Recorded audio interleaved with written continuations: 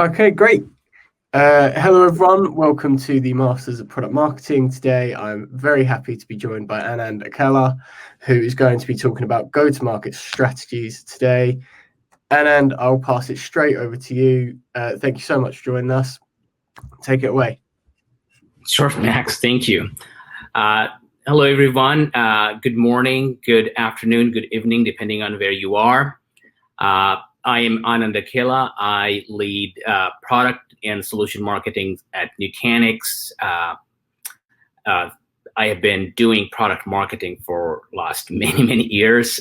Started as a software developer, managed engineering teams, product management, and then like many years ago, got into product marketing when I was at HP. And then from there, Oracle, AppDynamics, CA Technologies, startup called Tricentis, and now at Nutanix, doing product marketing, go-to-market strategy.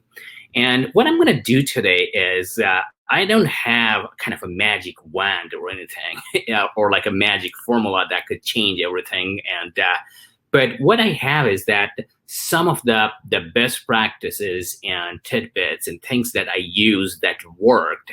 Of course, I failed many times and learned from there and improved. But what I'm planning to share with you guys today is some of the things that worked for me, worked for my peers, worked for my colleagues, some that I learned from others and adopted. Others kind of took it from me and adopted, and so on. So what I'm going to do is this compilation of some of that, and I'm going to share with you.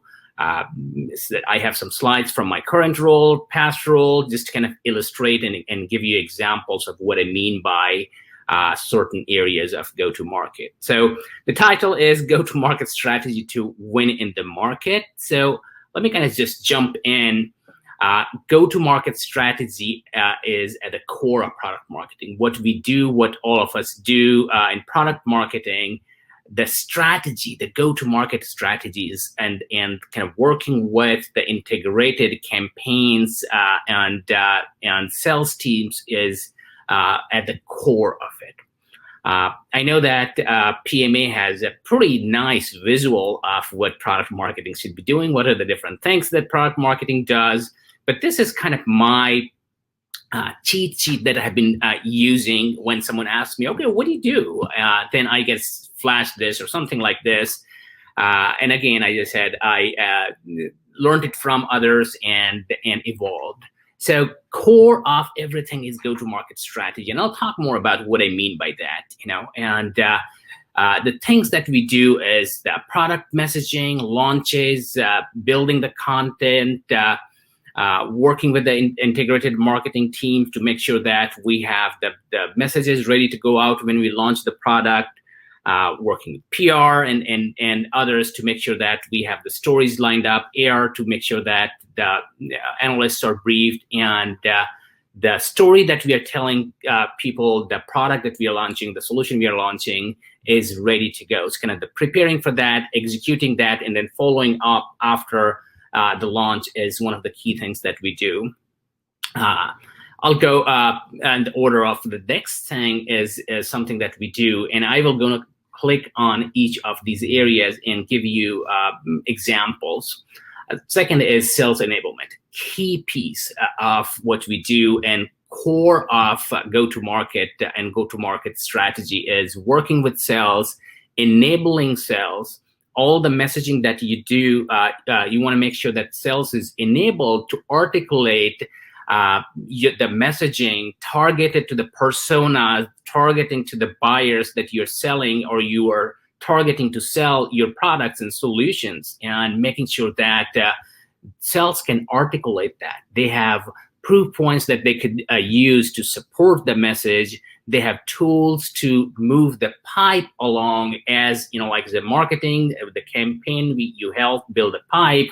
But as the opportunity is created, you are enabling sales to work with customers, talk to customers, present the value prop, and move them along towards your goal of closed won, right? So making sure that you are giving them the tools that they can keep it in the backpack and ready to go, depending on where. And I'll give you some examples of those as I move forward. That as you move forward, as the pipe moves forward, as you do the first meeting with the customer, second meeting, do the demos, proof of concept, customer likes it, and then it kind of gets stuck there. What do you do after that? So things like that, thinking about that, coming up with the tools, assets that you could help customers and help sales to work with customers, help your customer champion to make a case to their sponsors and their stakeholders and so on. Third area is demand and support. It's core part of what we do. So, and I'll give you a little bit more details on that, but working with the corporate marketing team, working with the demand gen team, making sure that you have the right segmentation, making sure that you have the right go-to-market, route to market, you have the right kind of content for the not only for the web and direct, but also for the channel and GSIs if you're working with them, making sure that you have the right kind of the content that is ready for them to use. You become their SMEs, participate in the webinars, events, and so on. So a lot of this is a support role. It kind of starts with your core messaging and the rally cries that you build with the proof points that the demand gen team could take and go to market, and you're there with them to support in the entire process. And finally, thought leadership and awareness. You are responsible as a product marketer, as a go-to-market leader. You are responsible to make sure that you are establishing your product or a solution as a leader in the marketplace, right? So that's your improving the share of voice. If you have tools that you could use to track that, it's great to use some of those tools. But making sure that you have the right kind of blog, right kind of articles, right kind of user groups, right kind of industry events that you're participating. You're working with analysts and influencers to make sure that you are kind of working towards every day on positioning your product and solution as a leader in the industry. Many times when you start with a new product, then your main job becomes kind of how to get the word out, how to raise awareness, how to how to kind of get in a category and get kind of fit in there. For example, we have a product that we are working in the database area. We are known for infrastructure and cloud and private cloud and public hybrid cloud, but we have a product that we do to help manage the database lifecycle on the top of our cloud platform. One of the goals for us is to how do we take this product and get listed along with other database management players and so on. For an example, working with AR and PR is a key part of that. So I'm going to give you a lot of examples for all of these areas. That's what my rest of the presentation is basically kind of share with you some of the tools that I used and give you that context. Feel free to ask questions. I will look at the questions in the chat at the end of it and answer any question you may have. So very quickly, I just wanted to kind of flash this over here. There are a lot of different things that in different organizations, depending on how the product management and product marketing work together. Sometimes it is kind of divided right in the middle, the roles and responsibility between product management and product marketing. Sometimes you work with them, closely with them, but there are only finite amount of number of tasks, like say 100 different tasks, and depending on the organization, it's divided 60-40, 70-30, right in the middle, 50-50. Diagonally crisscross, but you will find different allocation or responsibility depending on different organization. But for a go-to-market point of view, all of these areas are important, and you need to be kind of as a go-to-market leader, need to be thinking about all of these and making sure that you have someone, either yourself doing it or product management doing it, but all of these are covered. I just want to kind of show that as a context for like different kind of things that moving from the left, from strategic to tactical. What are the different things that you will end up doing, or you and your team will end up supporting and making sure that you got that covered.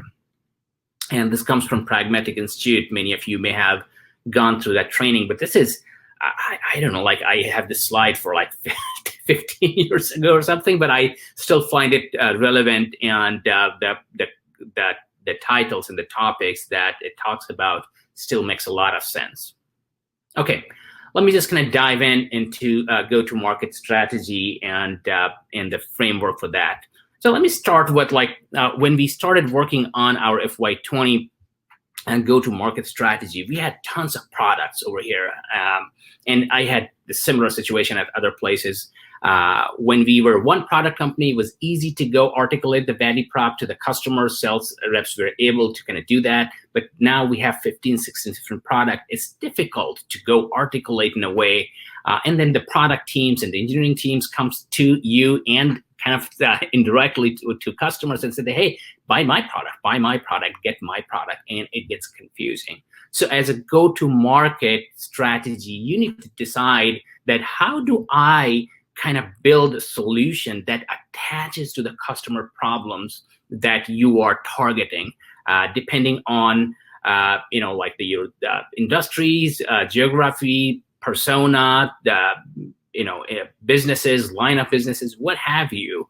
We decided to kind of go with the kind of workloads that is running on the top of our platform. And we saw that a lot of our customers are doing end user computing, virtual desktop. A lot of customers are using it for private hybrid cloud situation. A lot of customers are using it for running databases. So we kind of decided that let's build solution and compile our solution, package our solution, add our products within that solution area, and then attach it to the customer problem, the kind of problems customers are having, attach it to that, and go to market with the solution-led strategy that focuses, instead of going to out to market with 16 different products and 16 different messaging, how about going with 3 and driving, going to market with the solution approach, and still kind of doing, still have your product, but you're not attaching all the products to all these different solutions. But you start with customer first, their challenges first, their business outcome first, and then you're attaching to your solution and then going to your product later. So that's kind of key part of go-to-market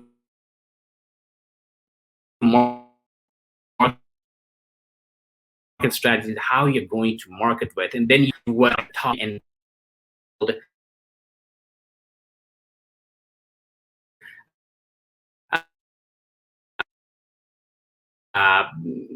for example, we call it business. In the past, I have done similar kind of thing. I don't like to go more than 3 because it starts losing focus. And if you have 10 things and they're important, then it's not important. None of them become important. So kind of 3 is a number that I like to go with, but there's no kind of rule there. You could go with 2, you could go with 3, you could go with 4 if that's what is really, really important for you. But the idea is that go with an approach that attaches to the customer problem, not with the speed and feed and the feature and functionality. Go with what customers, the customers you're targeting, the personas you're targeting, the market you're targeting, the geography you're targeting. Look at the challenges there and attach your solution to those pain points that customers have. And then, of course, you need to have a plan to go to market with certain verticals. So we build the solutions around that and go to market strategy and playbook and everything for these plays, but we had industry flavor to that. We took that and kind of for financial services or healthcare, like there's a lot going on with telework or telehealth, and digital health, and how doctors kind of are looking at patients remotely, prescription, all of that, and kind of we attach to the industry trend and the pain points there with our solution. So that's what is important as well. So build your core go-to-market messaging and playbook, but also kind of look at the targeted verticals. So that's what we did here. And I'm going to use some of bits and pieces of this in the rest of my presentation. And then, for each of the plays or each of the solution that you're going to market, and this is one of the end user computing that I talked about, we have a framework. You could come up with your framework and operating model, but we have a framework that we used as some of our colleagues have used in the past. We picked that, and essentially what you're looking at what's the size of the opportunity. Do you have a way to segment and target? Do you have the data to support that? Do you have something that you could pinpoint and target and hand it over to the campaigns team and the sales team and so on? So you have a good understanding of that in this framework that allows you to kind of look for that, think about that as you're going to market.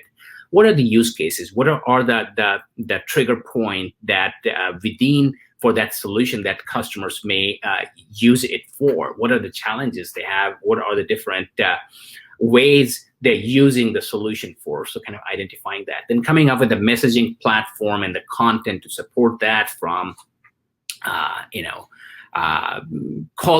initial call script that your tele salesperson or SDRs or ISRs will call to the solution brief, to the customer presentation, and I'll show you what we call build of material of some of that. But building that, the core content is important that the marketing as well as sales could use. Then sales enablement, channel enablement is key. Demand gen and plans for programs and demand gen, and kind of having a plan. I'll talk some more about that. And then once you have all of that, you have launched the solution out to the market, measuring the success, understanding what are you trying to look at? Is it your pipe size? Is it your conversion rate after the pipe is created and closed? So like the total number of opportunity divided by the closed one. Is it your MQL to sales qualified lead? What do you have?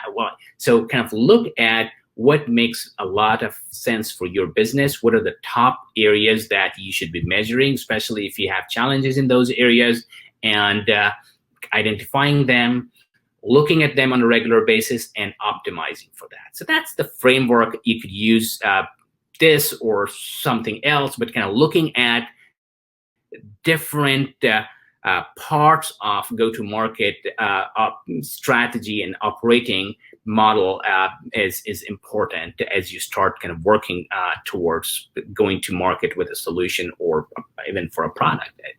This will apply for a product as well.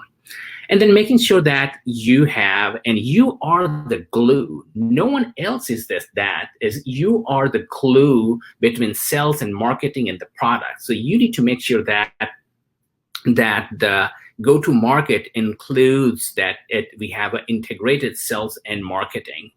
We have the assets. We have if the marketing is kind of working on giving the air cover, sales is ready to support that. They're trained on that. If there's a webinar going, sales understands the key points are being discussed in that webinar, so that if they're calling to kind of follow up on the leads coming up the webinar, they have the context. They make the conversations are more, pointed and relevant. So making sure that sales and marketing work together, and you are the glue. The go-to-market team is the glue for a lot of that. So let me kind of dive into product messaging and launch after. So messaging is, as I said earlier, is an art, but at the same time, it's a science, right? It has a formula to, if you will. You need to look at, identify what challenges are there for your buyer persona, for your target users, target customers. Understand that really well, and then attach your solution to that. That's the key.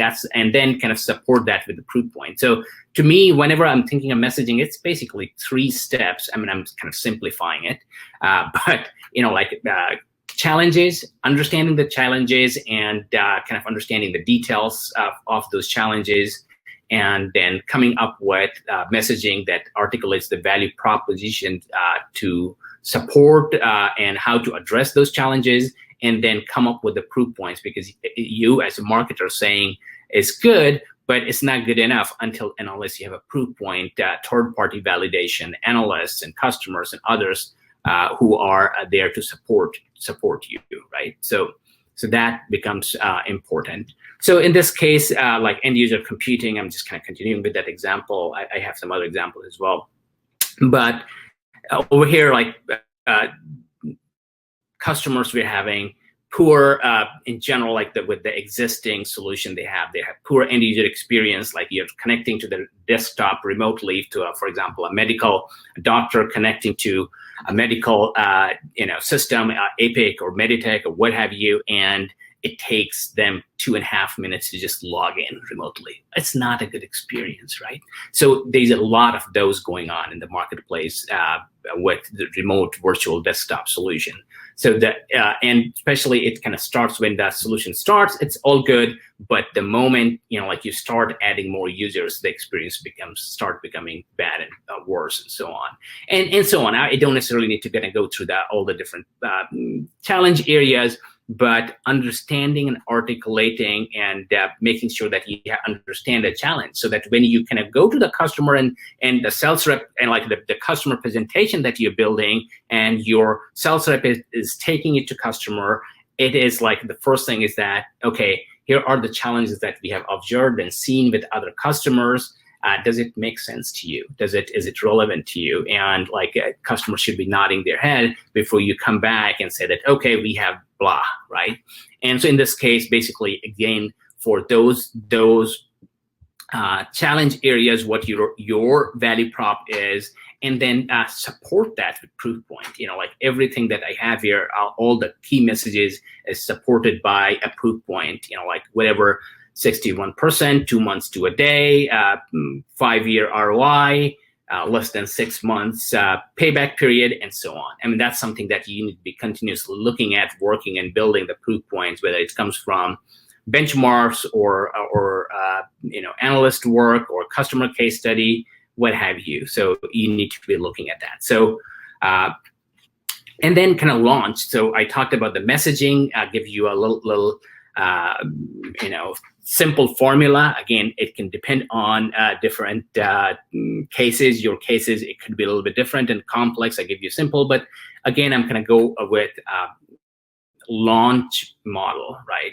So taking a serious decision launch model, tiering model as an example, you don't have to do everything for every launch that you're doing. Some of the larger launch, a new offering like tier 1, you have to do a bunch of different things. At tier 2, and again, you can define what goes in your tier 2 and tier 3 and so on. You could just do a press release and a webinar and certain other things. And then if you have like the version releases, enhancements, you do a little bit less. But you have to come up with, for example, this give you an example, like this is something in one of my last jobs. I came up with what are the different deliverables for different product releases, so that you don't have to kind of reinvent the wheel every time that you're getting ready for the launch. What do I do? What do I not do? And so kind of keeping that as a checklist, what kind of how you're tiering your launches, what are the deliverables pre-launch, at launch, post-launch that you'll be doing is important. So kind of preparing that as a planning exercise, as a go-to-market exercise that you will be driving is important. Let me move on to sales enablement. So sales enablement, before you can enable sales, it's your job to make sure that sales team is motivated and ready to go. They understand that this day is it's important to them. Think about that. There are many other people coming to them looking for attention. I talked about in our situation 16 different product kind of guys were going to them earlier and trying to kind of say, hey, sell my thing, and sell my thing. So if you're working on a solution, you need to get the sales guys excited and make sure that why should you invest in your solution? Why should they focus on that? Like that. Basically, it's close deals faster and make more money. I mean, that's what they are kind of thinking and looking at. So making sure that they understand and they are bought in. That's your job. So that when you're doing the sales training at the sales kickoffs of the world or kind of any other training or the workshop you're doing, you need to make sure that they are kind of locked and loaded. They understand, they are with you. They are kind of really see that, okay, this is a great opportunity for me where I could not only sell more product and kind of grow up my company, but I, in this process, make more money and become a hero. So it's very important that you focus on that as part of sales enablement, kind of making sure and kind of give them a quick math, like show them. It's not just telling, show them how you can do that. Give them example, like, hey, if you have a target of this, you make this many deals, you get this much. If your win rate is 50%, you need to just do 20 ops. So you can kind of narrow it down to some extent, is that it's not a rocket science. It is like you don't have to do a million opportunities in deals. You just do 10 deals, you meet your quota and make money, right? So making sure that you kind of explain that and bring them to your side, and then help them with the right kind of segmentation, accounts, contacts, like looking at. So a lot of time, product marketing sometimes gets more like closer to the campaign and market, but you have equal response. Sometimes I feel that depending on which, your company, you have more responsibility to making sure that all the work that you're doing, all the messaging you're doing, everything you're doing, it is not really concluded or resulted in anything until you have the deal is in closed won stage, right? Unless the deal is won. So you need to help them with the segmentation, targeting, and so on. You also need to, and this is important, you need to help them moving with the pipe. So you need to help them kind of look at, okay, let's look at the pipe, and you do the analysis, working with them, working with the sales ops, working with the field marketing, and look at them and kind of give them proof, show them the actual results. I'm just giving an example. And you see here is that in this case, like a lot of deals are pending in the technical win state. So basically that we were able to technically prove that, okay, customers, it solves their problem, it answers their question, the technology problems, but they are not able to go to their stakeholder and make a business case for that. So that means that we are not able to make business justification. We are not able to help those champions who agree that it's a great technical solution to go to their stakeholder and convince them. And that's where tools like total economic impact study, ROI tools, and things like that. So this is your job to help come up with the assets, tool, activities that can help move the pipe, give sales reps the tools that they could go to the customers and their champions and help them take it to the finish line. And then there are a bunch of sales enablement material that from each phase, from preparing to attracting to engaging, and then finally proving the value that you need to build, create a bill of material. And then depending on the product and the solution, you could decide that, hey, is this the mandatory or good to have? And can you go out and launch and go to market with a few of them or all of them? That's something you can decide on that. Demand gen support, I talked about, again, taking a serious decision. Visual here for demand waterfall, and it's your responsibility to help the sales, the campaigns team, the demand gens team, as well as the field marketing and the sales team throughout the waterfall, from the kind of targeting of the demand, kind of helping with the segmentation, messaging, watering holes, and all of that, to kind of what kind of content, webinars, tactics to use across the pipeline. So it's important for you to kind of think about all of that, come up with the right tools and tactics that is relevant in different phases of the demand life cycle, and kind of the sales life cycle kind of goes parallel to that anyways, right? Again, help with the messaging, as we talked about, email nurture, and again, you may not be involved in kind of doing all these visual, but you are involved in kind of building the messaging and the so you're core part of that cycle. Again, a BOM. I like this, the bill of material concept. As you kind of working with on a go-to-market, you need to come up with these checklists so that there's no ambiguity, and like people are have something to go to, and they could tweak, they could change, but they have something to look at. Finally, I'm going to leave some time for Q&A here.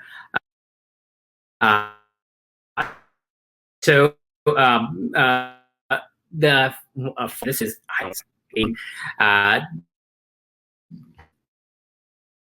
thought leadership is very, very important for reasons. One is that make sure that you put our product up as a marketplace, right? That point of view, if you have a loop from that point of view, it is important, like to set the product up in a category. It is important to have thought leadership. So working with the analysts, working with the influencers, working with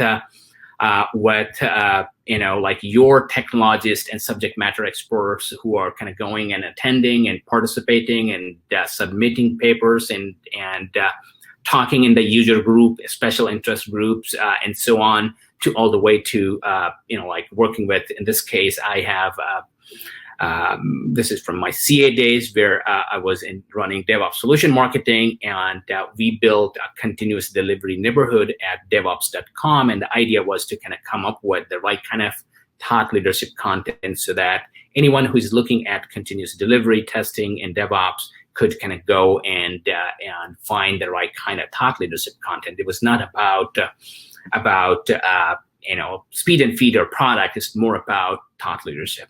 And then, of course, like a lot of other content and stuff were hosted at our company, and like it pointed to that. We took people over there, but the main content was thought leadership. So with that, like I just want to conclude and kind of leave this with you. Is it's go-to-market strategy is at the core of it. Having a strategy and a framework and a structure and an operating model is key, so that you're looking at all different areas.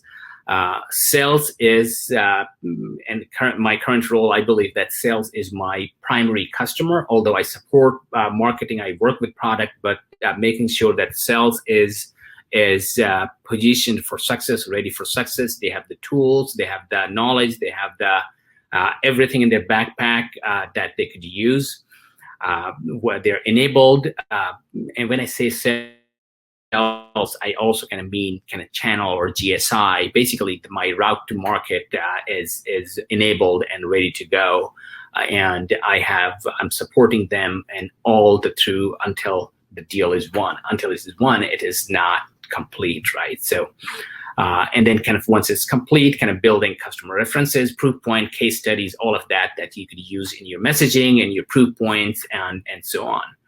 So with that, that's what my kind of prepared presentation is. You could reach me at my first name, last name at Nutanix.com, or you could find me on Twitter at Akela. I am semi-active on Twitter, although I don't post as much. But if you send me something, if you have a question, you could reach out to me in any of these two ways, or more, or what have you. So with that, I'm going to stop sharing and go back to the webinar tool and see if there are any questions. Yeah, great, Anand. Thank you so much for that. There's a few questions that have come in during your presentation. So if you'd like to start with Emma, who said, how are you finding communicating with these different teams with everyone working remotely? Good question.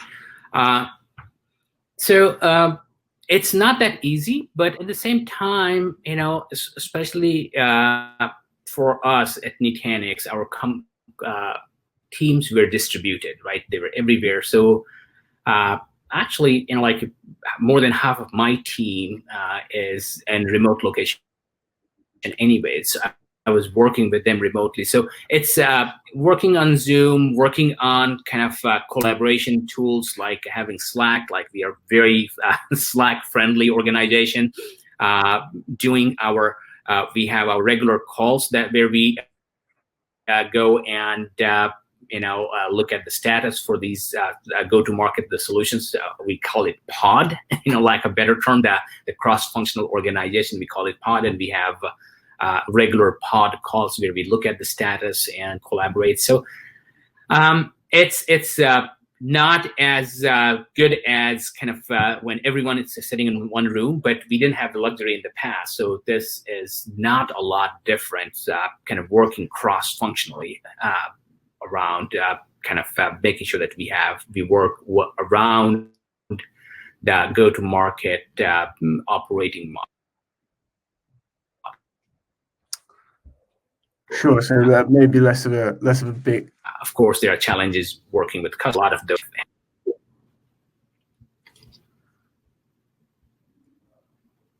Go ahead, Max. Yeah, it sounds like your transition was perhaps eased by the fact that you had remote working already in place. I know for a lot of businesses, it's been more disrupted by the pandemic and people going from being in the office to all over working remotely. Bradley had another question about aligning with teams, and he said, how do you see product marketing aligning with marketing teams? Do you design the plans and work with marketing to execute, or do you get stuck in at all levels of the pipeline and funnel? Yeah, good question. It's a daily struggle of product marketers, right? Yeah, I think I'd like to kind of point you to like the waterfall, that demand waterfall that I showed earlier from SiriusDecision. I think working on a methodology or a framework that everyone is talking with this exact same terminology and language is important. That helps, so that we are talking about, we have one goal, but making sure that we're using the terms appropriately and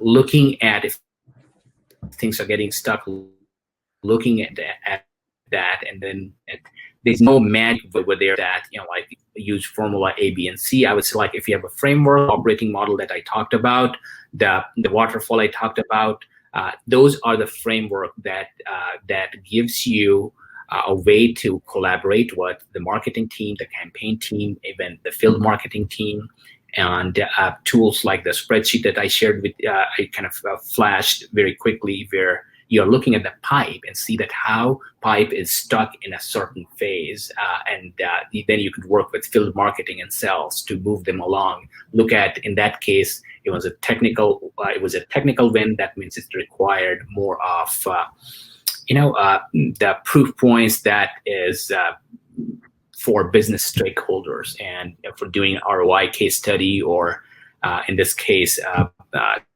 total economic impact paper, which was based on 5 customers' interviews, was very, very helpful. Sure. Bradley appreciates the answer to your question. Thank you for the question, Bradley. And last question I can see is from Suzanne, who asks, what is the biggest change you've seen in the PMM role and or tech marketing over the past 15 years? Yeah, this is, I think the collaboration across the cross-functional team has always been challenging. There always has been like either that you're not working with the sales teams really well, or you're not working with marketing the campaigns, because you are kind of right in the middle of it, right? And you do if you think of that, you do go-to-market strategy, but a lot of execution is done by different teams. So there could be, if there's no framework, and that's why I am kind of like, as I'm getting older, as I'm kind of getting wiser or what have you, I believe in kind of having a framework that we have agreement with different teams on, and using those. Challenges could be anywhere. Like one of the challenges that I've seen is that a lot of tech companies where I work most of the time is a lot of the time they are technology led, like, so the sales, like many times, like for example, sales rep becomes the relationship guy and the SE is the guy who's doing everything, right? So as a PMM, all the messaging that you're building is kind of focused around business outcome, and your job is to train the sales reps and make sure that they have the right kind of things. But in cases where you have ACs making the decision and doing most of the talking, and the sales reps are doing, mostly relationship building and high-fiving, it gets challenging, right? All the work that you do is not useful. So I actually personally found a situation that was very difficult for me to deal with, because I was not in a position to enable them, and even the content and the business outcome, everything that I did, the guys who were executing it with customers, the SCs of the world, didn't find it more, it's something that they thought, oh, this does not have meat and potato, because they were going with the wrong thought process, and they were going to the practitioner, not to the personas that you're trying, who are looking for business outcome for bigger.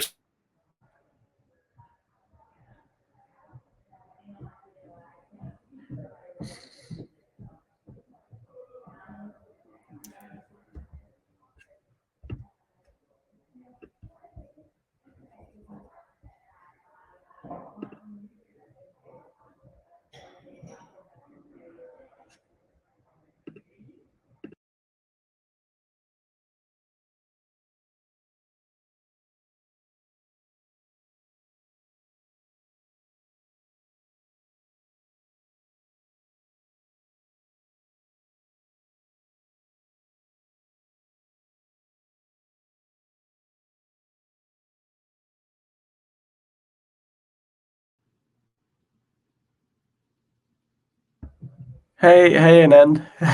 We lost you just for a moment there. Yeah, but I'm back. I think that's all the questions are, right?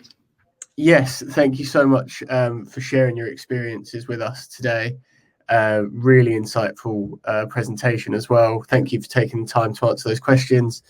Thank you to everyone for tuning in as well and asking such great questions. And hope to speak to you again soon. Oh, another question has just come in. If you've got another minute to spare, and yeah, sure. Is it a part of standard responsibilities of product marketing to maintain sales pipeline analytics and metrics? In our organization, sales is directly responsible for this. However, your prior slide, you mentioned that product marketing is taking part, trying to reconcile. Yeah. This is a sticky point, Ikram. It is not necessarily, but if you work with the sales teams and say that, hey, you're not trying to meddle in their ways, right? You're not trying to kind of come up with, you are here to understand why things are stuck, and you're there to help them, give them tool to help them move the pipe. They will understand. So this typically kind of that analysis and ownership of the metrics lies with the sales ops teams typically. But if you could kind of take initiative, convince sales teams that, hey, is this something that data could still come from sales ops, but you are looking at it, analyzing them, working with them, and then giving them tools. Like the example I gave you, that we looked at it and like we knew that the pipeline progression was a challenge. We looked at it together, and then figured out that, hey, a lot of the pipe is stuck at the technical vent and it's not moving. And then we realized that, hey, it's because that we are not giving them, or our champions are not able to go to their stakeholder and say that, hey, this great product, it solves our problem, but by the way, it makes business sense as well. They didn't have that, and so kind of we came up with tools and assets to aid them.